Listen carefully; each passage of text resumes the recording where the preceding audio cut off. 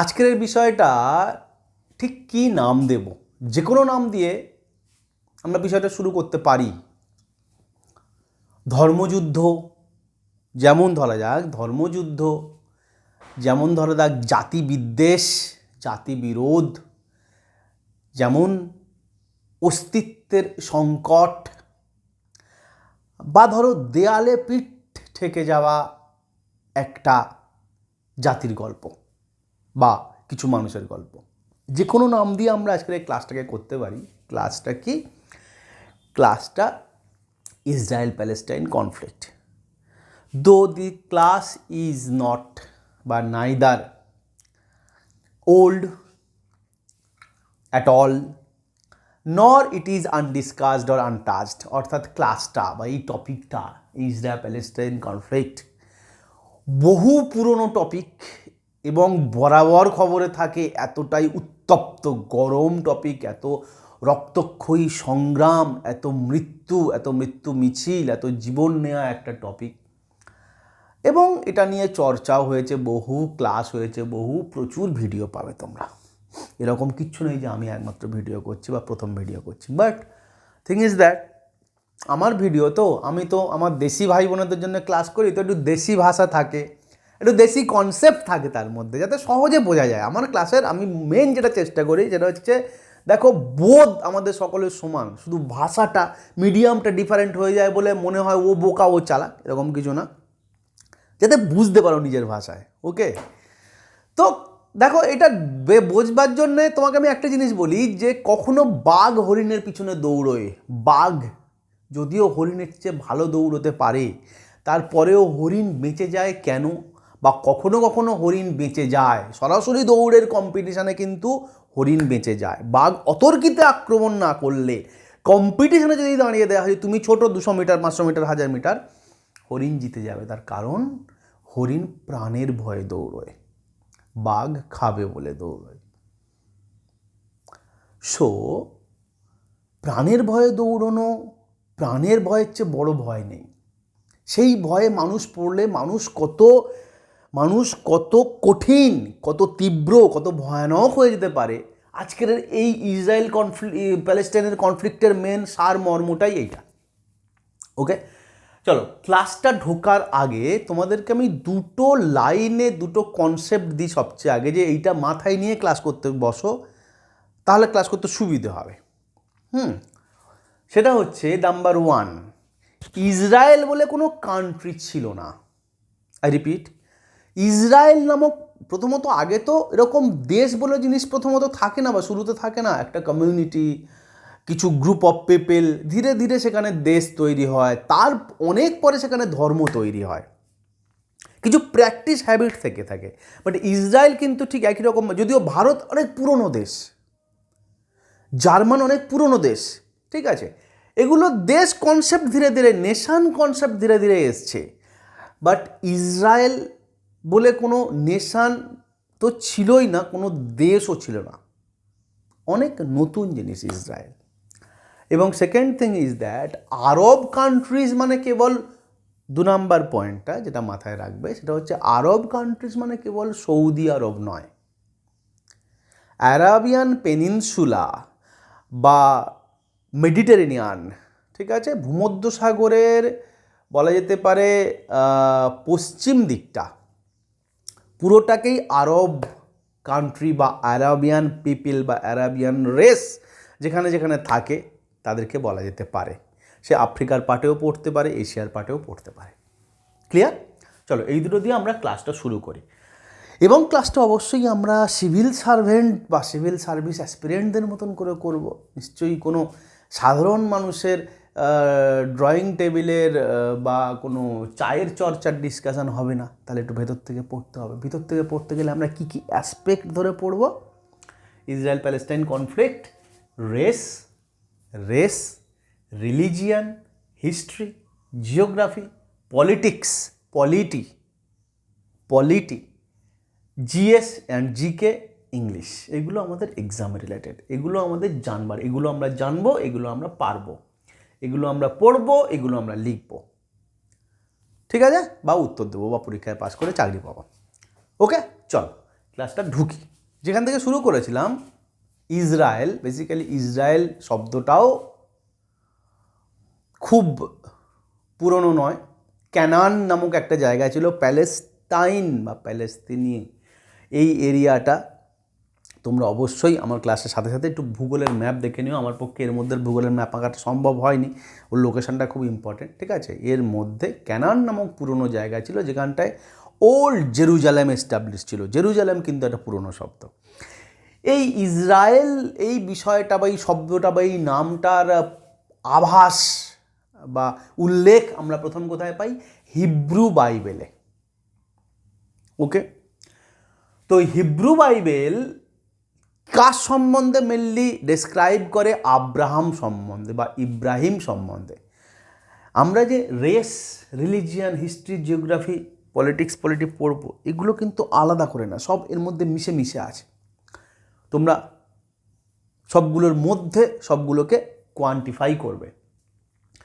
তো বেসিক্যালি ইসরায়েলের কি বলছিলাম, কনসেপ্টটা, ইসরায়েলের যে ধারণা, সেটা আব্রাহামিক বাইবেলের মধ্যে বা রাদার হিব্রু বাইবেলের মধ্যে আছে, যেখানে প্রথম আব্রাহাম সম্বন্ধে ডেসক্রাইব করা আছে, যাকে ধরা হতো, যাকে গণ্য করা হয় দুটো রিলিজিয়ান বা দুটো ধর্মের জনক বা স্রষ্টা। এক ইহুদি ধর্ম বা জুডাইজম ধর্ম, তার স্রষ্টা, তার পিতা, আর মুসলিম ধর্ম বা ইসলামিক ধর্ম, তার অন্যতম সৃষ্টিকর্তা। পিতা না হলেও যেন বাবা আর কাকা, এরকমভাবে সহজভাবে ধরতে পারো যে জুডাইজমের বাবা আব্রাহাম, ইসলামিকের রিলিজিয়নের কাকা আব্রাহাম। ওকে, এবং সেই জন্যেই মজার কথা কি, দেখো গ্যাপে গ্যাপে জিকেতে ঢুকে যাচ্ছি, যে এই রিলিজিয়ানগুলো না, ইসলাম, জুডাইজম, খ্রিস্টান, এই তিনটে রিলিজিয়ানকে বলা হয় আব্রাহামিক রিলিজিয়ান বা ইব্রাহামিক রিলিজিয়ান। ওকে, সো আব্রাহাম এই দুটো রিলিজিয়ানের সৃষ্টি করেছে বা এই দুটো, এই ইসলামের পৃষ্ঠপোষকতা করেছে। কিসের মাধ্যমে, কার মাধ্যমে? তার দুটো সন্তানের মাধ্যমে। আব্রাহামের দুটো সন্তান, আইজাকের মাধ্যমে সে জুডাইজমটাকে সৃষ্টি করেছে এবং ধারণা দিয়েছে বিশ্বের মানুষকে। ইসমাইলের মধ্যে দিয়ে সে ইসলামটাকে এনেছে পৃথিবীর জন্য। ওকে, সো বলতে চাইছি যে কত গভীর ভাতৃবিরোধ লুকিয়ে আছে। হিংসা যখন রক্তের মধ্যে ঢোকে, জিনের মধ্যে ঢোকে, সেই হিংসা তো চরমে যাবেই। ক্লিয়ার? তো জিন এদের এক।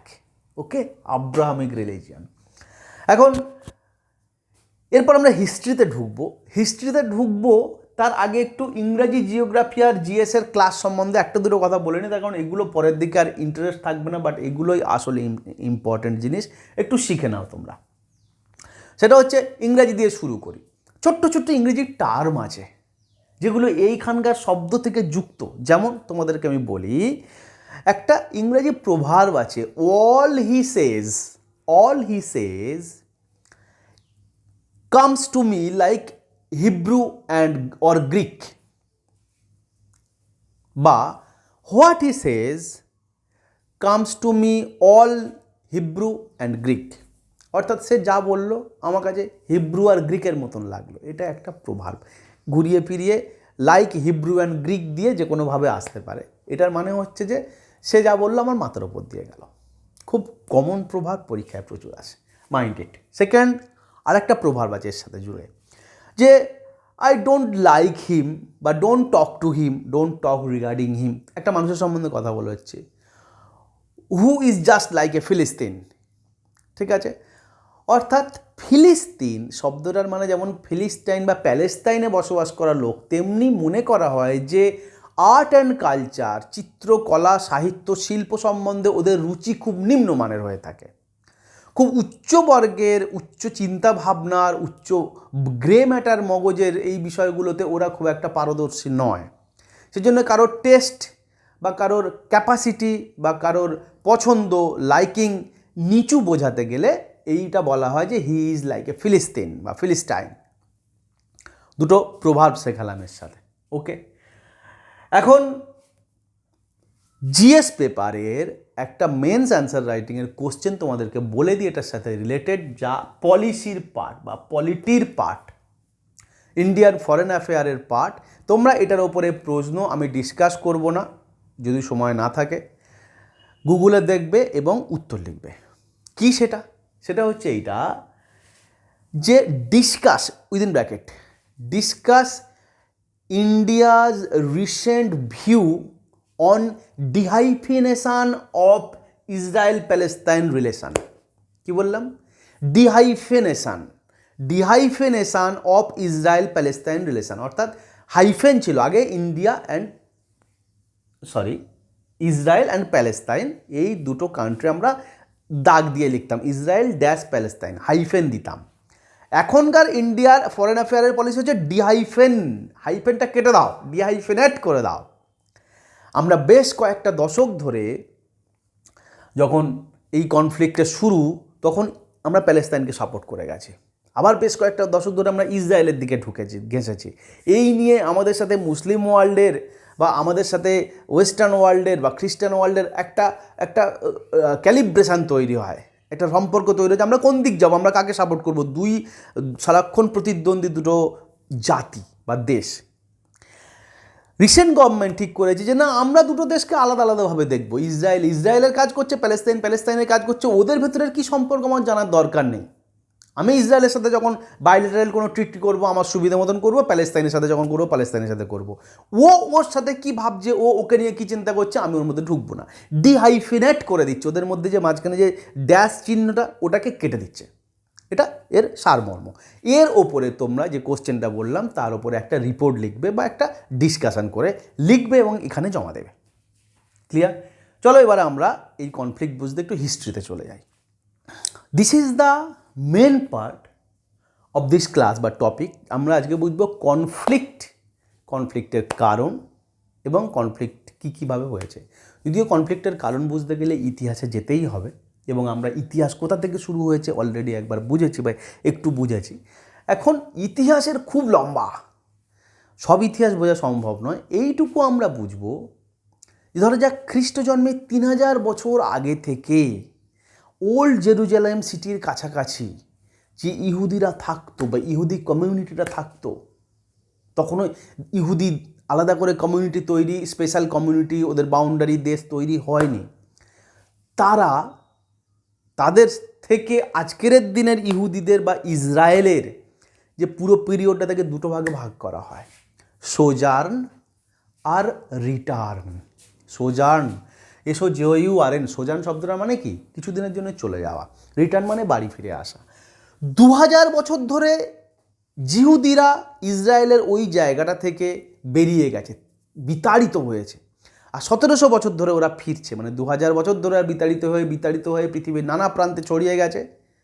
তারপর ধীরে ধীরে ওরা ফেরা শুরু করেছে লাস্ট 1700 বছর ধরে।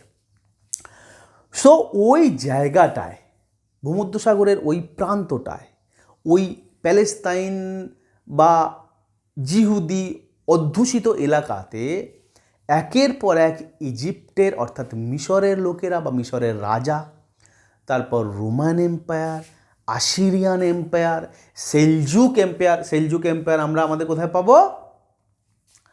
ইতিহাস বইয়েতে, মিডিয়াভাল হিস্ট্রিতে। সেলজুক ডাইনেস্ট্রি, মামেলুক ডাইনেস্ট্রি সকলে মিলে ওদেরকে ক্যাপচার করত, তাড়িয়ে দিত, লুট করত, জেরুজালেমটাকে ভেঙে ফেলতো, টেম্পেলগুলো থেকে সোনা টানা লুটে নিয়ে চলে যেত এবং ওদেরকে বন্দি বানাতো, কৃতদাস বানাতো। বেন হার বলে একটা খুব ভালো ওয়ালেসের গল্পের বই আছে, নভেল আছে, তার উপর সিনেমা আছে। সিনেমার নামও বেন হার। কখনো যদি পারো তো সিনেমাটা দেখো, প্রচুর সিনেমা আছে। স্যামসন বলেও একটা বীর আছে ইহুদিদের, ওর ওপরে অনেক মুভি আছে, দেখো। তো তাহলে একের পর এক ডাইনেস্ট্রি এসছে এবং ওখান থেকে একের পর এক ইহুদিদের বিতাড়িত করেছে, অত্যাচারিত করেছে, মেরেছে, কেটেছে, তাড়িয়ে দিয়েছে। ক্লিয়ার? তাহলে কতদিন গল্পটা বললাম যে 71 AD অবধি এই ঘটনা ঘটেছে। তারপরে যখন মাঝখানের স্ট্রাকচারটা বা পিরিয়ডটা ধরে নেওয়া যায় 1500 থেকে 1700, এই পিরিয়ডটায় মেনলি অটোমান তুর্কি বেসিক্যালি রোমান এম্পায়ার যখন দুভাগে ভাগ হয়ে গেল বা রোমান এম্পায়ারের পতন হলো, অটোমান তুর্কদের কাছেই অধিকাংশ জায়গা চলে গেল। অটোমান তুর্করাও 300-350 বছর ধরে ওই প্যালেস্তাইন ইসরায়েলের ওই জায়গাটার উপরে কবজা জমিয়েছিল। অর্থাৎ এক কথায় কি দেখছি আমরা, ইসরায়েল বা প্যালেস্তাইন ওই এরিয়াটায় ইহুদিরা, যদিও ওখানটাতেই ওদের শুরু হয়েছিল বা সূচনা হয়েছিল, কিন্তু কখনো থাকতে পারেনি, আসে আর বিতাড়িত হয়ে ছড়িয়ে চলে যায়। এবং আমরা এতগুলো ডাইনেস্টি পড়ার পরে শেষ 300 বছর কাদের আন্ডারে ছিল অটোমান তুর্ক বা টার্কি হলো। তারপরে অটোমান টার্কিদেরকে হারালো কারা? ব্রিটিশরা। এবং তারপর কোথায় চলে এলো কবজায়? ব্রিটিশদের আন্ডারে। বুঝতে পারছো? অর্থাৎ ওই এরিয়াটা সবসময় পরের অধীনে রয়েছে। এবং শেষ কখন ব্রিটিশদের আন্ডারে রয়েছে? অ্যাজ ইউজুয়াল 1850-55 পর থেকে 1900 অবধি। যেমন আমরা মেনলি ব্রিটিশ শাসনে ছিলাম, ওরাও তেমনি ব্রিটিশ শাসনের আন্ডারে ছিল। ওকে, তাহলে ওদের এই স্ট্যাটাস, না ওদের কোনো পরিচিতি আছে, না ওদের কোনো দেশ আছে। ইভেন প্যালেস্তাইনের জন্যও পুরো জায়গাটার ওপরেই, এটা শুধু ইসরায়েল না, প্যালেস্টাইন বলেও কোনো দেশ নেই। আলোচনা করছি ইসরায়েল নিয়ে, কিন্তু প্যারালালি প্যালেস্টাইনের একই ফেট, একই ভাগ্য, একই গল্প। না ওদের কোনো দেশ আছে, না ওদের কোনো রকম রাষ্ট্রের কনসেপ্ট আছে, কিন্তু বরাবর ওই জায়গায় বাইরের বড় সাম্রাজ্যের আক্রমণ এবং অত্যাচার রয়েছে। ক্লিয়ার? তোমাদের কেউ, আমি তো বোধহয় পড়িয়েওছি, আমি জানি না ভিডিও করেছি কিনা, বেসেল অ্যাকর্ড পড়েছো, বা যদি কেউ পড়ে থাকো ব্যাংকিং রেগুলেশনের সাথে, ব্যাংকিং ইন্টারন্যাশনাল নর্মস অ্যান্ড রেগুলেশনের সাথে যুক্ত যে বেসেল অ্যাকর্ড, সুইজারল্যান্ডের যে বেসেল সিটি, সেই বেসেল সিটিতে আর একটা ঘটনা ঘটে। কবে? 1897 সালে। ওকে, সেখানটায় থিওডর হার্জ লিখেছি আমি, দেখো 1897 সালে থিওডর হার্জ একটা ওখানটায় ইহুদিদের জনসভা বা মিটিং চলছিল, একটা কনসেপ্ট দেয় ফার্স্ট। কি কনসেপ্ট? যে আমাদের একটা নিজস্ব দেশ থাকলে কেমন হয়। কেন এই কনসেপ্টটা এলো?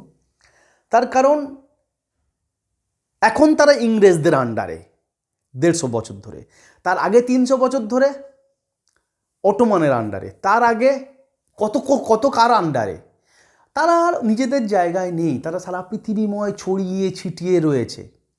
তারা কেউ ইসরায়েলে আসে বটে, ওল্ড জেরুজালেম সিটির চারপাশে থাকে বটে, কিন্তু সেখানে প্যালেস্তিনীয়দের এতটাই জনসংখ্যা বেশি, কতটা?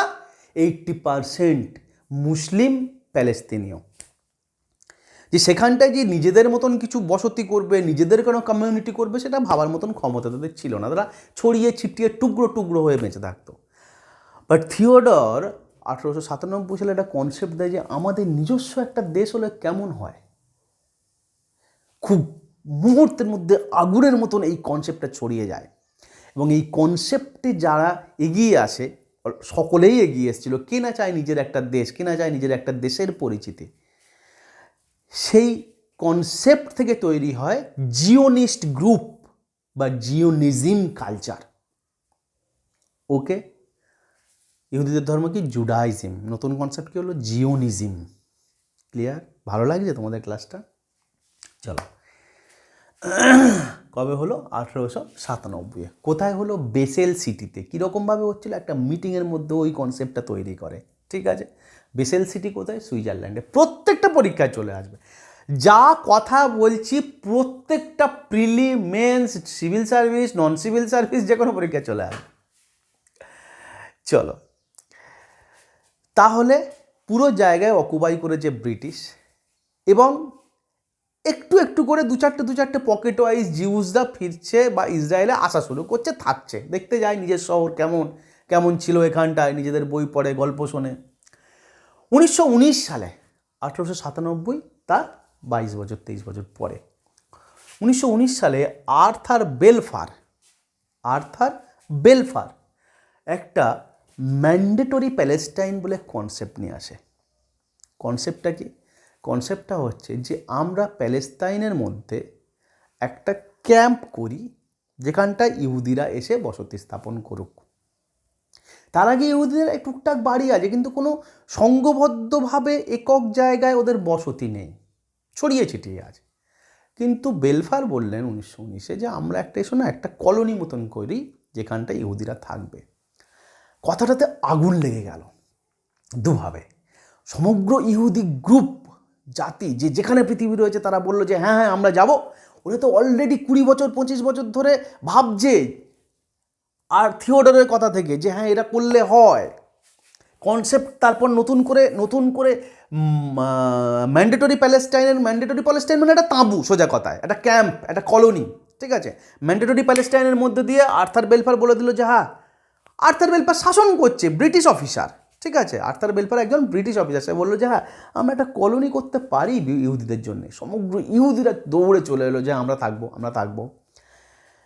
প্যালেস্তাইনে উপস্থিত আরবরা বলল তা কী করে হয়, আমাদের জায়গায় ওরা কোথায় থাকবে, ওরা তো বহিরাগত, ওরা তো বাইরের, ওরা এখানে কেউ জার্মানিতে রয়েছে, কেউ রাশিয়া রয়েছে, কেউ তোমার আমেরিকায় রয়েছে, কেউ আফ্রিকায় রয়েছে, কেউ এশিয়ায় রয়েছে, ভারতবর্ষে প্রচুর ইহুদি আছে, ওরা কেন আমাদের এখানের দেশে থাকবে, অদ্ভুত তো, আউটসাইডার ওরা।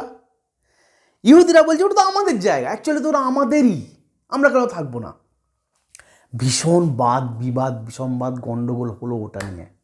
বাট ম্যান্ডেটরি প্যালেস্টাইন স্থাপিত হয়ে গেল এবং ইহুদিরা প্রচুর পরিমাণে সেই কলোনির মধ্যে বসবাস শুরু করলো ঘিঞ্জি গাদাগাদিভাবে, এবং প্রচুর ইনফ্লাক্স হওয়া শুরু করলো, বাইরে থেকে ইহুদিরা এখানে আসা শুরু করলো। ক্লিয়ার? নেক্সট কি? আরব অবজেকশান কি করলো? আরব অবজেকশান খুব ন্যাচারালি, আরবদের দুটো অবজেকশান ছিল যে ব্রিটিশ তুমি চলে যাও, আমরা একটা ফ্রি ইন্ডিপেন্ডেন্ট প্যালেস্টাইন তৈরি করি, আর সেকেন্ড যে জিউসদের ইনফিল্ট্রেশন বন্ধ হোক, জিউসরা যেন আমাদের কাছে না আসে, আমাদের দেশে না ঢোকে, ওরা বাইরের।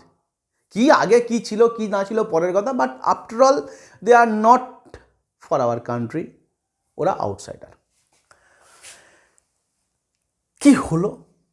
আরও প্রথম বিশ্বযুদ্ধের পিরিয়ডটা পেরিয়ে গিয়ে 1933-এর দ্বিতীয় বিশ্বযুদ্ধের সময় ঘটনা আরও জটিল হয়ে গেল। কীভাবে জটিল হলো? ঘটনা হলো এরকম যে নাজি আক্রমণ হলো ইহুদিদের ওপরে, জার্মানরা হোলোকাস্ট শুরু করলো, জ্যান্ত ইহুদিদের ধরে মেরে ফেলে দেওয়া শুরু করলো।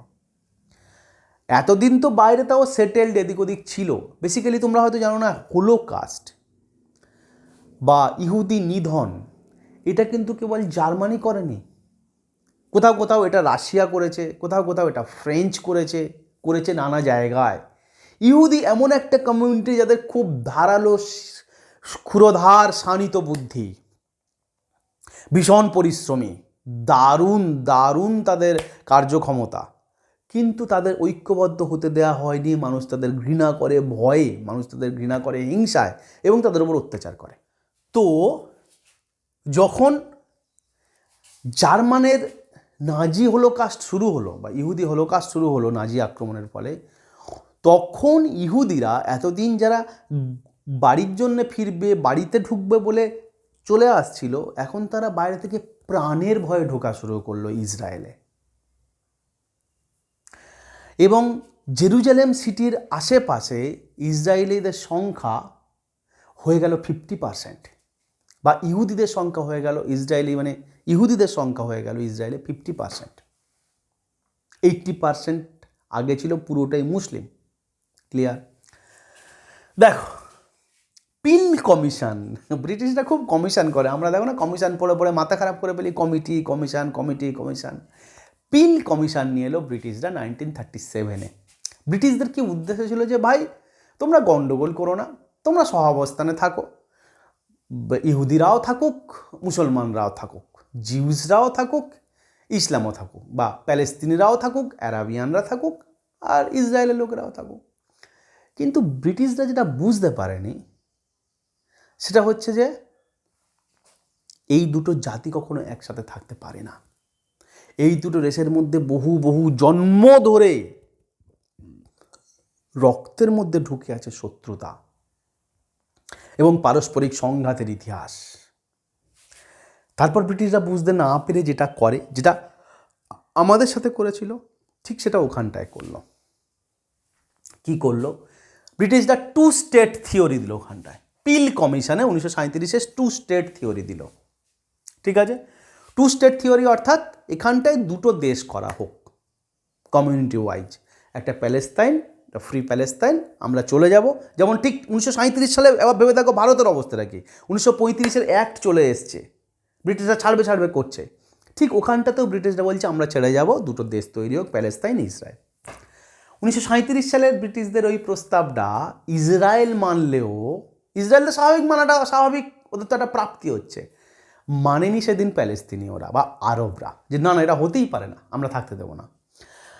2 বছর পরে যখন প্রচুর ইসরায়েলি ঢুকে যাচ্ছে হিটলারের ভয়ে, নতুন দেশের আশায় বা নেশায়, 2 বছর পরে আমেরিকা এর মধ্যে ঢুকে বলে আরে এত বেশি ইসরায়েলি ঢুকলে তো মুশকিল হয়ে যাবে। ঠিক আছে, আমেরিকার কিছু অন্যরকম স্বার্থ ছিল সেই সময়। ব্রিটিশ তুমি একটা কাজ করো, তুমি ক্যাপ লাগিয়ে দাও যে 10,000-এর বেশি বছরে শরণার্থী ঢুকতে পারবে না। এতদিন এটা ছিল, যেই এরকমভাবে চলছিল, যেই ব্রিটিশ 2 বছর পরে 1939-এ 10,000-এর ক্যাপ লাগলো যে 10,000-এর বেশি শরণার্থী ঢুকতে পারবে না, তখন এই কনসেপ্টটা আর ইহুদিরাও বন্ধ করে দিল। মানে 2 বছর আগে ওদের থিওরি, পিল কমিশনের থিওরি আরবরা রিজেক্ট করলো, 2 বছর পরে পিল কমিশনের রেকমেন্ডেশন ইহুদিরা রিজেক্ট করে দিল এবং ব্রিটিশরা ছেড়ে দিল, আর পারলো না। যেমন আমাদের দেশটাকে নোংরাভাবে ভেঙে খুব বাজেভাবে নষ্ট করে চলে গেল, ঠিক তেমনি ব্রিটিশ পুরো জিনিসটা থেকে ছেড়ে দিল, বুঝলো যে এদের হাতে নেই। অলরেডি এদের মধ্যে ভীষণ, অর্থাৎ ইসরায়েল প্যালেস্টাইনের মধ্যে ভীষণ গণ্ডগোল শুরু হয়ে গিয়েছে ওই জায়গাটায় থাকা নিয়ে, ওই জায়গাটা নিয়ে। এবং ব্রিটিশরা কী করলো, বললো আমরা এখান থেকে উঠে যাচ্ছি, বলে চলে গেল। 1947 সালে ইউনাইটেড নেশন সবে তৈরি হয়েছে, তার হাতে বললো যে তুমি ইসরায়েলের সমাধান করো, আমার হাতে কিছু নেই, আমি পাচ্ছি না, বলে উইথড্র করে নিল সমস্ত সৈন্য সামন্ত। শুধু ভাবো কত ইররেসপন্সিবল দে আর, কত ইররেসপন্সিবল, কত খারাপ তারা করেছিল, আমাদের এই সিদ্ধান্তগুলো তারা নিয়েছিল, আমাদেরকে নষ্ট করে দিয়েছিল ব্রিটিশরা। 1947 সালে সবে তৈরি হওয়া জাতিসংঘ কী ডিসিশান নেবে, সে ভোটাভুটির মাধ্যমে একটা রেজলিউশন পাস করলো, যে রেজলিউশনের মাধ্যমে ইসরায়েল একটা স্বাধীন স্টেট বা একটা সার্বভৌম দেশ হিসেবে উঠে দাঁড়ালো বা স্বীকৃতি পেল।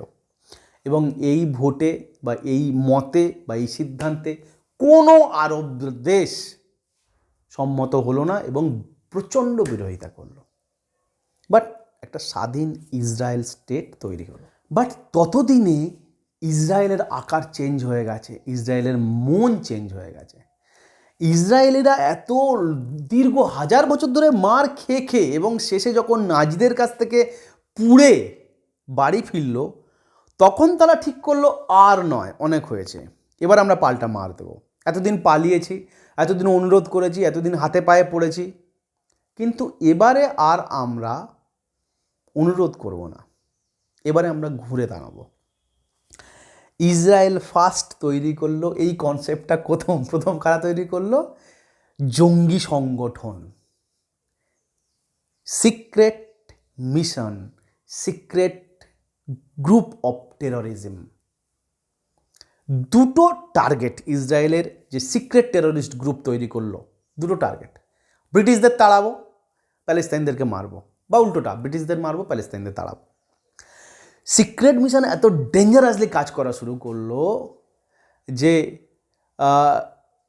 কিং ডেভিড নামক একটা হোটেলে তখন ব্রিটিশরা মিটিং করছে, 1943-45 হবে, 1940-42-এর সময়, বাট ওই 47-এ ইউএন রেজলিউশন হলো, দেশ স্বাধীন হলো, তার আগে, ইসরায়েল তৈরি হওয়ার আগে, সেখানটায় একটা হোটেলে বোম ব্লাস্ট করিয়ে 91টা ব্রিটিশ অফিসারকে মেরে দিল।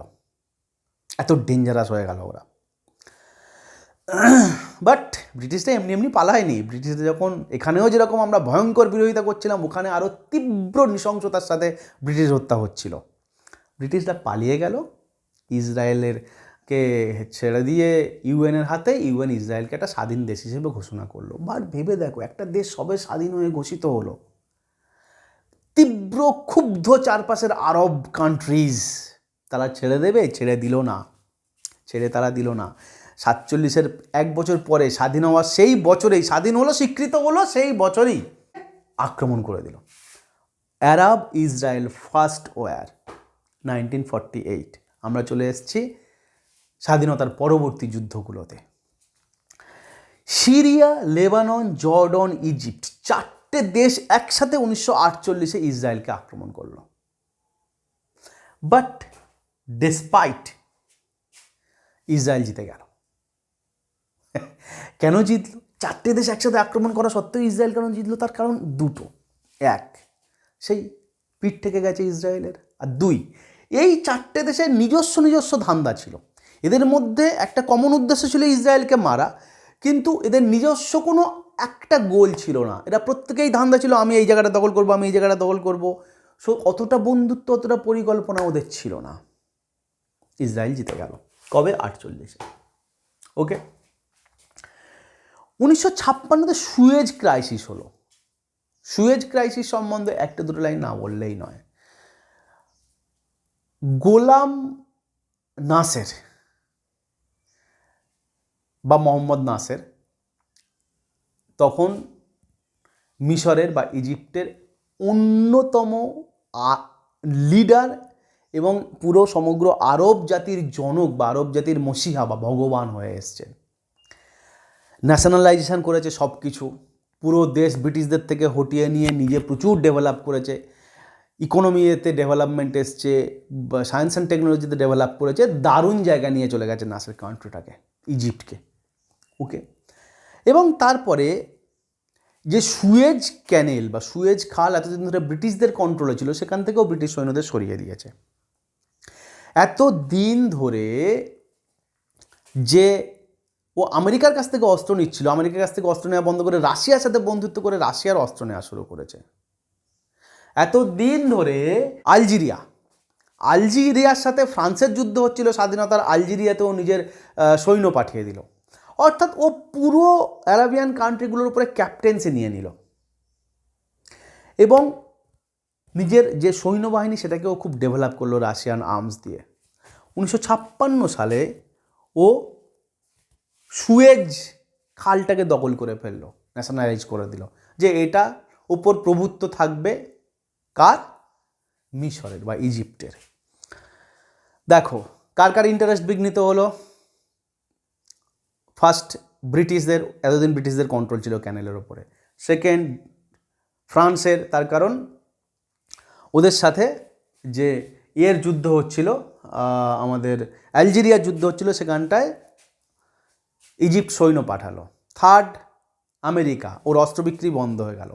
এরা তিনজন তখন মদত করলো ইসরায়েলকে, সৈন্য পাঠালো, টাকা পাঠালো। ইসরায়েলের সাথে ভয়ঙ্কর যুদ্ধ হলো 1956 সালে ইজিপ্টের, এবং সেই সুয়েজ ক্রাইসিসে ইজিপ্ট হেরে গেল। ইজিপ্টকে প্রত্যেকে সাপোর্ট করা সত্ত্বেও ইজিপ্ট হেরে গেল আবার 56 সালে। আবার যুদ্ধ হলো 1967 সালে, 11 বছর পরে। আবার নিজের দেশটাকে নতুন করে তৈরি করে নাসের বাইরে থেকে ফরেন এড এনে অস্ত্রশস্ত্র তৈরি করে একসাথে কতগুলো কান্ট্রি মিলে যুদ্ধ করলো, 6টা কান্ট্রি। সিরিয়া, জর্ডন, ইজিপ্ট, এরা তো ছিলই, এরা প্রতিবেশী। তার সাথে ইরাক, সৌদি আরব, আলজেরিয়া, সকলে মিলে যুদ্ধ করলো। কাকে আক্রমণ করলো? কাকে বা আক্রমণ করবো বলে সৈন্য সমাবেশ করলো? কাকে? ইসরায়েলকে। ইসরায়েল 6 দিনের যুদ্ধেই পুরো টিমকে, পুরো দেশগুলোকে ছাড়খাড় করে দিল। খুব সুন্দর একটা গল্প আছে এটার জন্য, ইসরায়েলের একটা কনসেপ্ট আছে। ইসরায়েলের সেই সময় রাষ্ট্রনায়করা একটা কথা বলেছিল যে অপেক্ষা করে পরাজিত হওয়ার তুলনায় সাথে সাথে তাড়াতাড়ি শত্রু আমাকে আক্রমণ করার আগেই শত্রুকে মেরে দাও।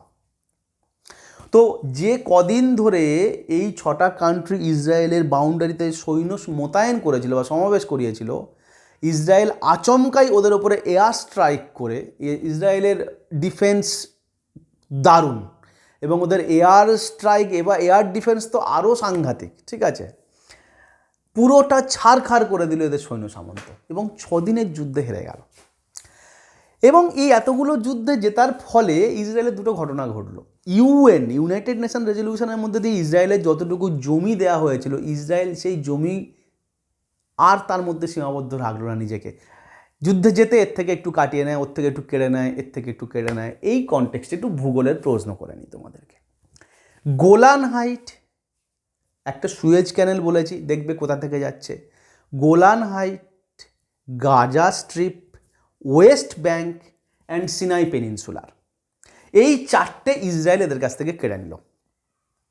কার কাছ থেকে কোনটা কেড়েছে, কোনটা কোন দেশের অ্যাকচুয়ালি অবস্থিত ছিল এবং এখন সেটার অবস্থান কি, আর কোনটার লোকেশান কোথায়, তার আশেপাশে কি আছে, তোমরা অবশ্যই ম্যাপ দেখে শিখবে।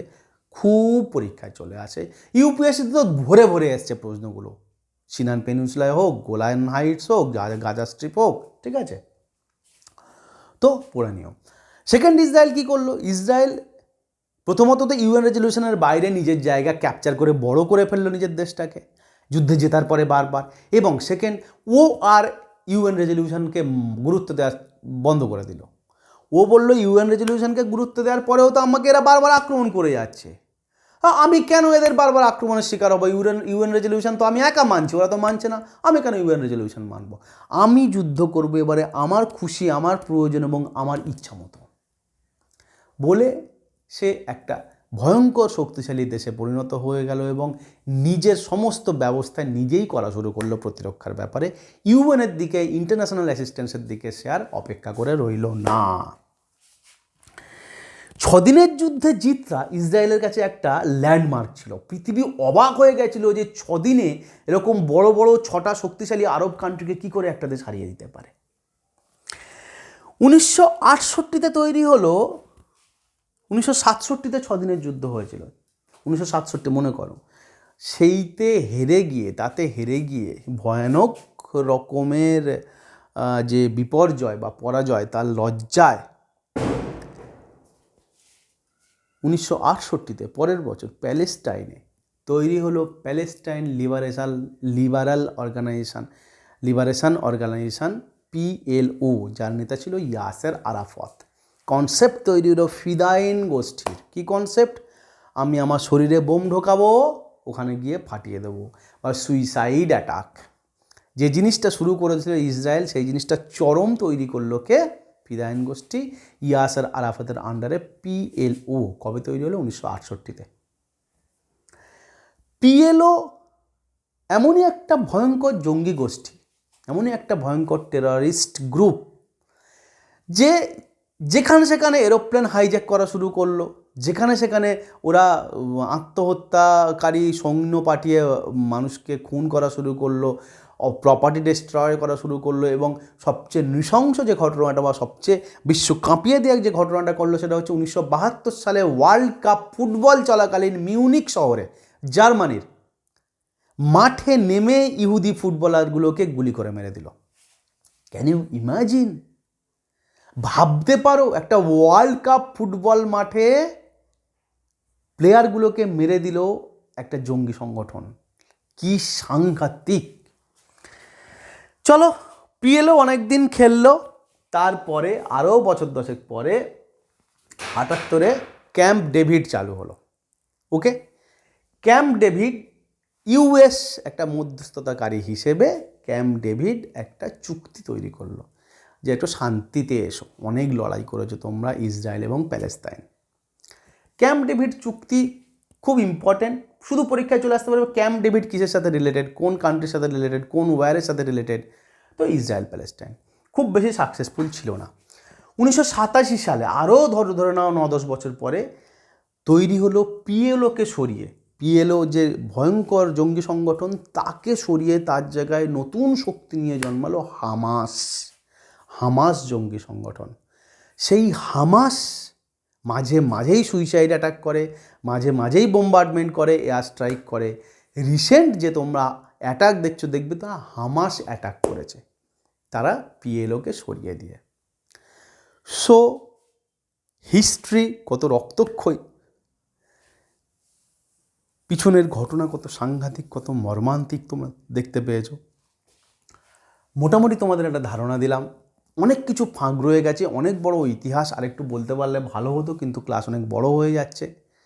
সিভিল সার্ভিস ফর দেশি গাইজে তোমাদেরকে আমি সাদর আহ্বান জানাচ্ছি, এবং তোমরা এই ক্লাসটা তাদেরকে শেয়ার করো যারা বাড়িতে থেকে পড়াশুনো করতে চায়, যারা সত্যি সত্যি বইপত্র কেনার, নোট কেনার, কলকাতায় গিয়ে পড়ার অর্থ এবং সময় রাখে না, এবং মন দিয়ে পড়ো।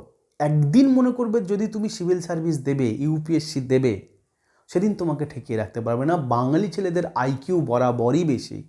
একদিন আমার ভাই বোনেরা যদি মনে করবে, ভাই বোনেদের বাবা মারা যেদিন মনে করবে যে চলো ডাক্তার ইঞ্জিনিয়ার তো হলো, বাট তারপরেই ইউপিএসসি পরীক্ষা দিতে হবে, সেদিন কিন্তু আমরা সকলের উপরে যাব, আমাদের স্বপ্ন সফল হবে। তোমরা পরিশ্রম করো, পরিশ্রমের কোনো বিকল্প নেই, পরিশ্রম করতেই হবে। চলো, বেস্ট অফ লাক।